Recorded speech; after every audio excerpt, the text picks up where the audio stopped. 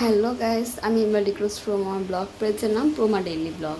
তো আজকে আমি আপনাদের জন্য খিচুড়ি, ঝরঝরে যে শাহী খিচুড়িটা সেটা রান্না করাটা দেখিয়ে দিচ্ছি। তো তার জন্য এখানে আমি সরিষা তেল নিয়ে নিয়েছি 1 কাপের মতো। এখানে 2টা তেজপাতা নিয়ে নিয়েছি, 2টা দারচিনি নিয়ে নিয়েছি।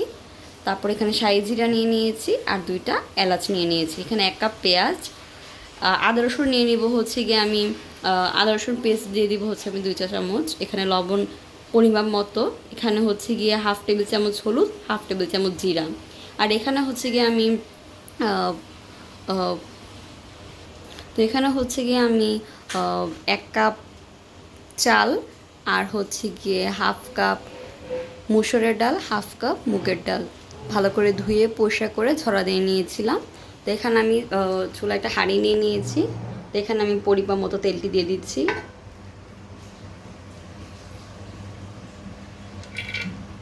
1 কাপ পরিমাণে এখানে আমি তেল দিয়ে ইউজ করছি। তারপরে এখানে আমি হচ্ছে গিয়ে তেজপাতাগুলো দিয়ে দিচ্ছি, এলাচ, দারচিনিগুলো দিয়ে দিচ্ছি।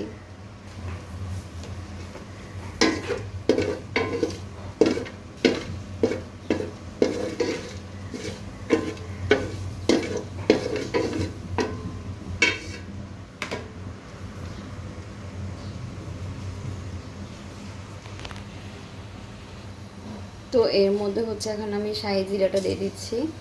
আর খিচুড়িতে শাহী ফ্লেভারটার জন্য কিন্তু শাহী জিরাটা খুবই দরকার। শাহী জিরাটা না হলে কিন্তু শাহী ফ্লেভারটা আসবে না।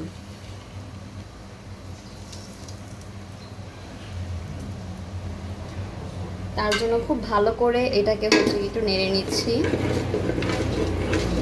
খুবই ভালো করে নেড়ে নিতে হবে। তো এখানে হচ্ছে কি আমি 1 কাপ পেঁয়াজ দিয়ে দিচ্ছি।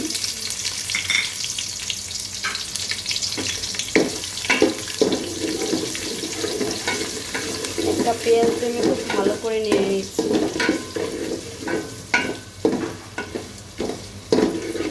পেঁয়াজটা ব্রাউন করবো না, হালকা একটু জাস্ট একটা হালকা একটা কালার চলে আসলে আমি পেঁয়াজটার মধ্যে বাকি মশলাগুলো দিয়ে দিব।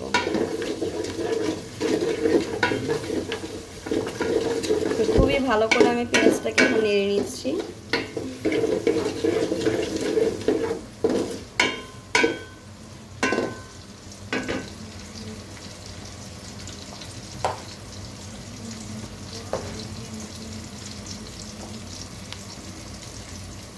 এর মধ্যে হচ্ছে গিয়ে আমি 1/2 টেবিল চামচ জিরা গুঁড়ো দিয়ে দিচ্ছি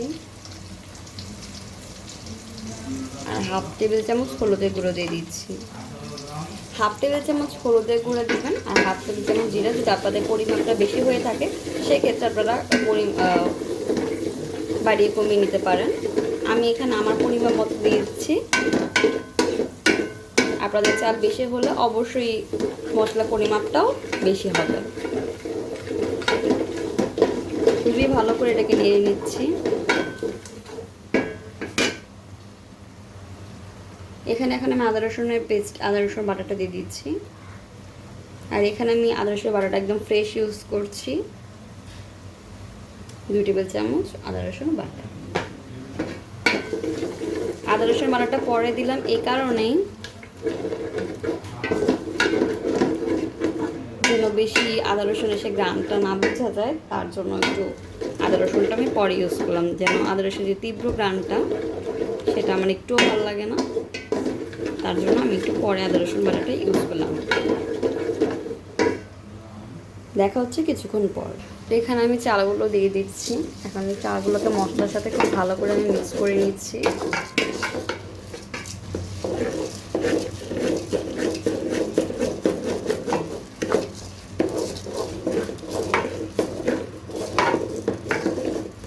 আর খিচুড়ি রান্না করার সময় অবশ্যই আপনারা খালি 2টা মশলা ইউজ করবেন, একটা হলুদের গুঁড়া আর একটা জিরা গুঁড়া, আর কোনো প্রকারের মশলা ইউজ করবেন না। যদি কেউ একটু ঝাল বেশি খেতে চান তাহলে সেক্ষেত্রে ঝাল যদি হয় খিচুড়ি সেরকম চান তাহলে এখানে আপনারা কাঁচামরিচ বাটা ইউজ করতে পারেন, বা চাইলে আপনারা এখানে আস্ত কাঁচামরিচ মাঝখানে ফালি করে ইউজ করতে পারেন।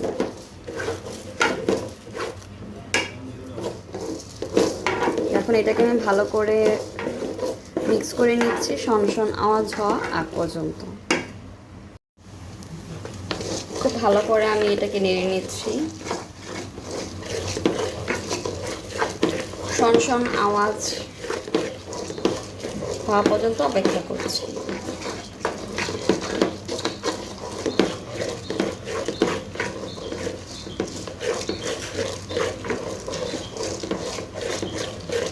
শনশন আওয়াজ হলে বুঝতে পারবেন যে চাল আর ডালটা ভাজা হয়ে গিয়েছে, তখন আপনি পরিমাণ মতো পানি ইউজ করে দিবেন।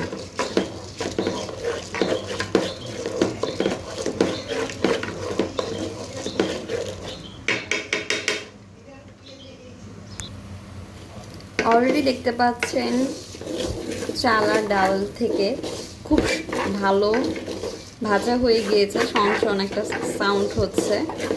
তো এখন হচ্ছে কি এখানে আমি গরম পানিগুলো দিয়ে দিচ্ছি। এখানে প্রথমে আমি 1 পট গরম পানি দিচ্ছি,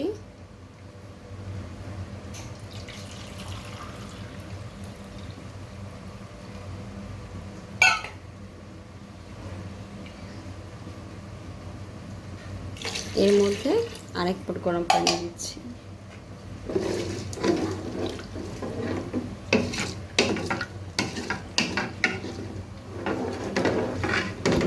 খুব ভালো করে এখন এটাকে নাড়তে হবে,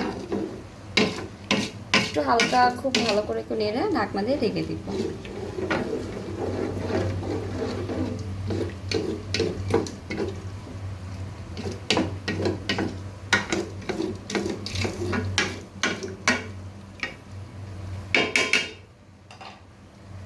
এখন আমি এটাকে ঢাকনা দিয়ে ঢেকে দিচ্ছি খিচুড়ি হয়ে আসা আগ পর্যন্ত। এখন আমি খিচুড়ির মধ্যে আমি 1 চামচ লবণ দিয়ে দিচ্ছি, লবণ দিয়ে ভালো করে মিক্স করে নিচ্ছি। এখন এটাকে আমি ঢাকনা দিয়ে ঢেকে দিব।